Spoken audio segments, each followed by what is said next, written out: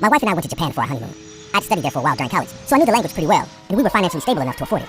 We had planned on exploring all of Tokyo. Being one of the largest and densely populated cities on the planet, it was almost like a world of its own.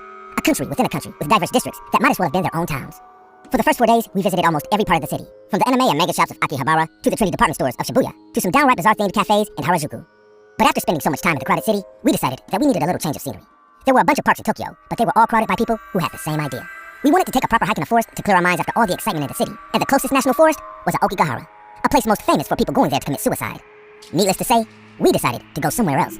But with the way things turned out, it would have been safer if we had went to the suicide forest instead. On the 5th day of our honeymoon, we took a train ride to Kyoto, a city famous for its adherence to ancient Japanese culture, in contrast to the modern metropolis that was Tokyo. We found a mountainous forest with a hiking trail in the rural area, and set out to appreciate the natural beauty of Japan.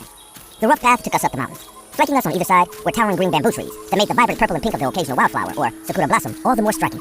We walked the path until late in the afternoon, at which point we decided it was time to call it a day. But on the way back, something among the bamboo caught our attention. A fox was watching us from the bamboo forest with blue eyes that almost looked like they were glowing in the shade. This wasn't the typical red fox you could find all over Japan. Its fur was smooth and a shade of shiny silver I'd never seen on any animal before. Naturally, we both took out our phones to take a picture of the anomaly of nature. The moment we did, it darted back into the bamboo forest. We knew it was a bad idea, but the color of the fox was so beautiful that we couldn't help but try to follow it for a picture to show off to our friends back home. The fox was fast, but not so much that we ever lost sight of it. We were able to glimpse the back of its unusually big bushy tail as it scurried in front of us, gracefully darting in between the bamboo trees as we clumsily tried to keep up. We arrived in a clearing in the forest where a traditional Japanese cottage sat next to a waterfall that led down to a flowing river. We didn't even question why it was there or who would be living there. We were just relieved that we found some semblance of civilization after almost becoming a statistic. I knocked on the wooden pillar next to the rice paper door and shouted out a greeting in Japanese. Almost immediately, the door slid open and I was met with the second most beautiful woman I'd ever seen in my life, next only to my own wife. She was a fair-skinned Asian woman with coffee brown, almond-shaped eyes and a flawless, delicate face that most women could only achieve through Photoshop. She wore a fine silver kimono, fitting for our equally traditional house, and greeted us with a small bow. "Good evening," she said in Japanese. "How may I help you?" Her Japanese was fluent, but I could tell that there was a bit of an accent to it. It wasn't any regional accent I knew. If I had to guess, she kind of sounded like a Korean person trying to speak Japanese. "We got lost in the forest," I replied in my own heavily accented Japanese. "Can you please help us?" She gave me a smile that made my heart flutter against my will. "Certainly. However, it is getting dark and the forest is dangerous at night. Would you care to stay the night here until tomorrow instead? I can lead you out of the forest then." I translated the conversation to my wife, and we agreed to stay over. She introduced herself as Hana, and even offered to serve us food. I tried to decline, but she insisted, and both my wife and I were hungry from our hike anyways. The food was some sort of meat with rice, accompanied by clay cups of green tea. Though we tried to mind our manners, we ended up scarfing the whole thing down in minutes. It was one of the most delicious meals I'd ever had in my life. She then led us to a small guest room and laid out 2 small futons for us to sleep on. My wife fell asleep almost right away, but I couldn't for some reason. It was odd, since she was usually the light sleeper, and I'd literally slept through storms before. I felt an inexplicable urge to get out for some fresh air, so I did. I quietly exited the guest room. To my surprise, Hannah was still awake in the living room. More of the same food she'd served us from before was still on the low dining table, and she was in the middle of eating it.